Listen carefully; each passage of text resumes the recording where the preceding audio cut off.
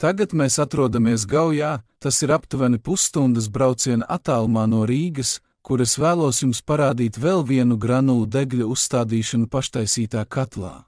Šeit tā apsilda mājas platību 132 kvadrātmetrus, un saimnieks pats izveidoja šo brīnišķīgo bunkuru, tātad šeit attālums starp sienas un katlu ir 28 centimetri.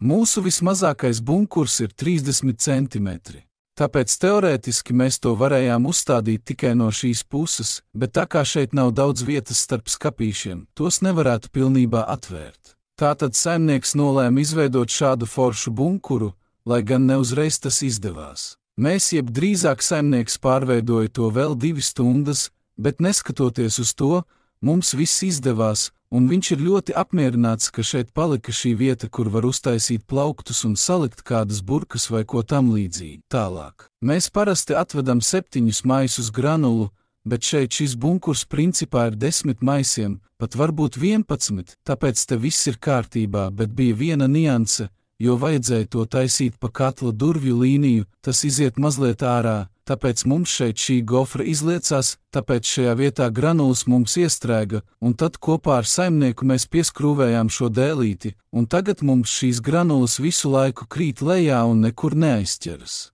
Tātad jums jāpievērš uzmanību, lai šeit granulas nekur šajā caurspīdīgajā, puscaurspīdīgajā gofrā neaizķertos, lai tās pašas nokristu. Otrs moments bija par šo sensoru, sākotnēji saimniekam šeit bija uzstādīts siltumsūknis. No tā virtuvē iet sensors. Sākumā es nesapratu, kāds tas ir, bet tas ir NTT sensors ar misiņu guzgali, un tas ir virtuvē. Mēs nevaram to pieslēgt deglim, jo mums vajadzīgs 230 voltu. Tāpēc saimnieks piekrita uzstādīt Wi-Fi sensoru, kas saucas Ferrola Connect, un tagad arī sensors ir virtuvē. Šeit mēs redzam 23 grādus, to mēs gribam, bet virtuvē ir 22,3 grādi, un šeit ir rakstīts, ka tiek veikts sasilšanas process. Tiem, kam telefoni ir latviešu valodā, te būs rakstīts heating vai stop. Tas ir, kad signāls sasniedz degli, mēs izpildām jaunu komandu, un tad te būs rakstīts stop vai heating. Tālāk, mums šeit ir viens cirkulācijas sūknis, kas bija pieslēgts pie siltumsūkņa, bet mēs to pārvienojām caur spraudni un rozeti pie granulu degļa. Ja vēlas izmantot siltumsūkni, tad šo spraudni pieslēdz pie šīs rozetes. Tātad mēs pārgriežam šo vadu un ievietojam kontaktdakšu un kontaktligzdu kā šī vada atvienojumu. Un tā kā šeit ir boilers, mums šeit ir šaurāka caurule, kas nav īpaši labi, jo vasarā apkurināt ar granulām nav izdevīgi.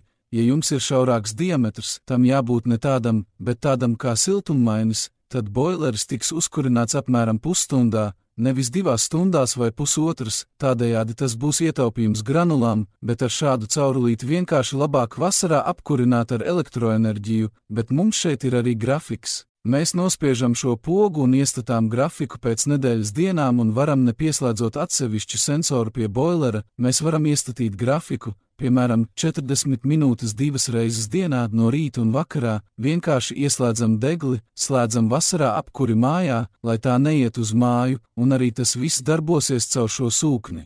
Un mēs iestatījām cirkulācijas sūkņa ieslēgšanu uz 50 grādiem un izslēgšanu pēc 20 minūtēm, jo vasarā ar šādu caurulīti karsto ūdeni silda no elektroenerģijas. Tālāk šeit mēs neatradām tuvāko kontaktligzdu. Kontaktligzda mums bija tikai šeit, tāpēc uz laiku mēs fengšuju uzstādījām šo pagarinātāju, ko deva saimnieks, vēlāk viņš to pārveidos skaisti. Un te uz sienas tiks uzstādīts, un galvenais, ka fāze sakristu. Kas tālāk? Daudz cilvēku jautā, labi, 2 cilvēki jautāja. Bet kāda tad ir temperatūra dūmvadā? Tas ir granulu degli darbojas, un te mēs tagad šaujam, šeit ir padevēja 55 grādi, iespējams, te vajadzētu ņemt kādu koeficientu, iespējams, te ir karstāk, bet aptuveni te ir tāda temperatūras. 49, kopumā te ir viskarstākā. 53 grādi, durvis mums arī starp citu nav izolētas, te ir dūmvads, te durvīs, tas ir, te mums ir jau 105, bet piemēram te durvīs mums būs 108 grādi. Ja redzams, tas ir svarīgi, lai šis sensors, kas ir avārijas, te netuvojas temperatūrai vairāk nekā 85 grādi, jo citādi deglis apstāsies.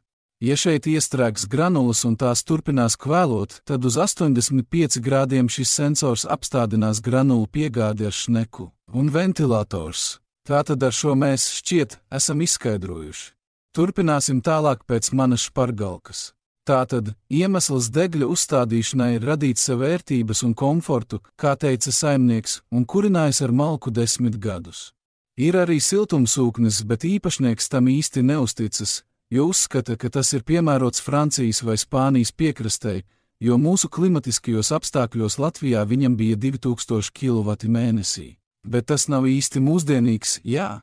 Tātad 2007. gadā viņš uzstādīja zeme, ūdens. Pēc tam, kad uzstādīja malkas katlu, 10 gadus atpakaļ kurināja ar malku un ar ogli mēģināja, bet uzstādīja degli, jo vēlējās vairāk šo komfortu un sanāk tā, kā kļūstam arvien vecāki katru gadu, arvien grūtāk un grūtāk iegādāties šīs malkas, tāpēc, protams, lēmums uzstādīt degli jums atvieglos dzīvi 10 reizes, nebūs jāņemās ar malkas gatavošanu visu vasaru, jā, tur žāvēt, krāt un vienmēr par to domāt. Bet domāju uzstādīt degli 2-3 gadus, tāpēc vienmēr vērsieties. Būšu priecīgs palīdzēt jums, cik vien varu. Uz redzēšanos!